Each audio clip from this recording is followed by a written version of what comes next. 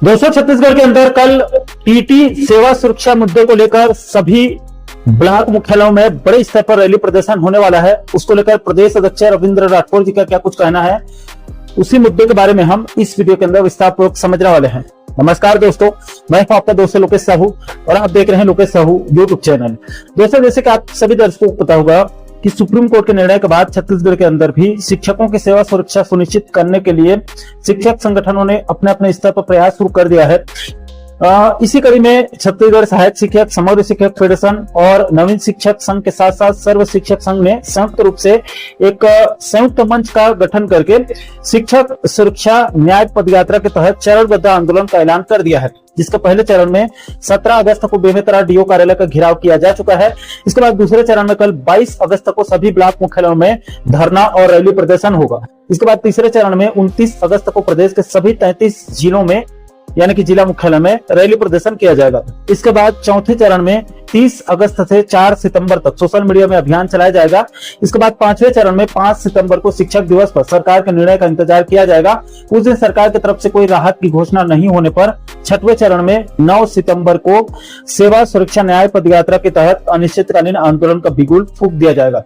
दोस्तों, दूसरे चरण में कल 22 अगस्त को जो सभी ब्लॉक मुख्यालयों में जो धरना और रैली निकाली जाएगी, उसको लेकर छत्तीसगढ़ सहायक शिक्षक, समग्र शिक्षक फेडरेशन के प्रदेश अध्यक्ष रविंद्र राठौर जी ने प्रदेश के सभी शिक्षकों को क्या संदेश दिया है, उसे भी आप आगे एक वीडियो के माध्यम से सुन सकते हैं। नमस्कार, प्रदेश के सभी शिक्षक शिक्षिकाओं को सादर प्रणाम। नमस्कार, मैं आपका भाई रविंद्र राठौर।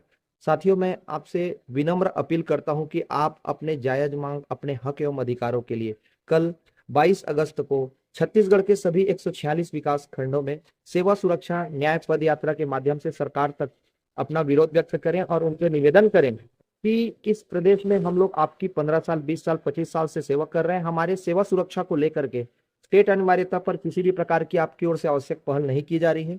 तो कृपया आप सभी उनसे पत्र के माध्यम से माननीय मुख्यमंत्री जी को, माननीय शिक्षा मंत्री जी को निवेदन करें कि हमारे जो मांग है उस पर विचार करते हुए हमारी सेवा सुरक्षा के लिए कुछ आदेश जारी करें। साथ ही साथ इस प्रदेश के हजारों सहायक शिक्षक वेतन विसंगति के दंश से वंचित है और जिसे आपने मोदी की गारंटी में शामिल किया था और आज पर्यंत तक उसका निराकरण नहीं किया है।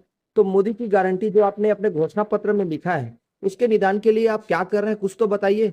हमारे को जो गारंटी दिए हैं उस पर कुछ आगे कदम बढ़ाइए। साथ ही साथ इस प्रदेश के समस्त शिक्षक एलबी संवर्ग की पूर्व सेवा आपने समाप्त कर दिया है और 2018 से ही हमारा गणना हो रहा है। तो इसलिए हमारे पूर्व सेवा की गणना करते हुए हम एक क्रमोन्नति पेंशन सहित समस्त लाभ प्रदान करें, इसके लिए भी हमारे मांग पत्र में ये मांग शामिल है।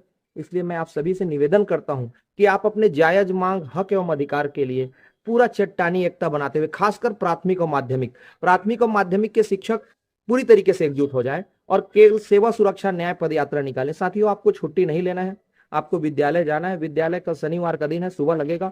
विद्यालय से आप आ जाइए थोड़ा देर पहले और आके जो भी आपके ब्लॉक में तय हुआ है स्थान, वहां एकत्रित होकर के शांतिपूर्ण ढंग से आप लोग सेवा सुरक्षा की बात करते हुए पद यात्रा निकाल के, बाइक रैली निकाल के, कुछ भी निकाल के आप सरकार तक विरोध व्यक्त करें। निश्चित रूप से जब छत्तीसगढ़ के 146 विकास खंड में ये आंदोलन होगा तो इसका प्रभाव सरकार कर पड़ेगा। और मैं प्रदेश के तमाम शिक्षक संगठन और सभी संवर्ग के शिक्षकों से मैं निवेदन करना चाहता हूं कि आप सभी चट्टानी एकता दिखाते हुए एकजुट हो जाइए। मैं आपको विश्वास दिलाता हूं कि जो बैनर है वो साझा मंच का हो जाएगा और शिक्षक साझा मंच के नाम से हम लोग ज्ञापन दे देंगे, लेकिन आप लोग अपनी इच्छा शक्ति तो दिखाइए, एकजुट होकर लड़ने के लिए सामने तो आइए। सिर्फ एकता लिखने से नहीं होता। आपसे निवेदन है कि अगर आप निस्वार्थ भाव से इस आंदोलन में सहभागिता निभाते हैं तो पूरे प्रदेश में एक अच्छा संदेश भी जाएगा कि सारे शिक्षक एक साथ मिलकर लड़ रहे हैं। इसलिए करबद्ध प्रार्थना है कि शिक्षा के जो परेशानी है, शिक्षा के ऊपर जो पीड़ा है, उसको देखते हुए प्रदेश के सभी शिक्षक एकजुट हो जाएं। अभी संघवाद, वर्गवाद से ऊपर उठकर शिक्षक के सेवा सुरक्षा की बात करें। इसलिए मैं करबद्ध प्रार्थना करता हूं कि उसूलों पर चोट आए तो टकराना जरूरी है और अगर जिंदा है तो जिंदा नजर आना जरूरी है। साथियों, कल की जो एकता है वो एक ऐसी मिसाल बननी चाहिए पूरे छत्तीसगढ़ में कि सरकार की तुरंत कान खड़े हो जाएं और हमें डेलीगेशन के लिए बुलाएं। हम सरकार के खिलाफ कोई बहुत जबरदस्ती आंदोलन नहीं करना चाहते, सरकार की इच्छा शक्ति दिखा नहीं रही है। सरकार संवाद तो करे, संवाद से रास्ता निकलता है। बाकी शासन तो बात करने के लिए तैयार नहीं है। जब अधिकारियों के पास जाएंगे तो गोल गोल गोल बात करते हैं और अंतिम में निर्णय शासन को लेना है। इसलिए हम लोग उन्हीं के गुहार लगाने के लिए सेवा सुरक्षा न्याय पदयात्रा कर रहे हैं।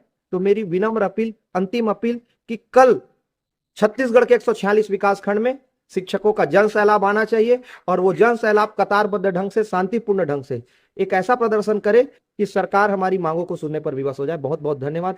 जय फेडरेशन, जय छत्तीसगढ़।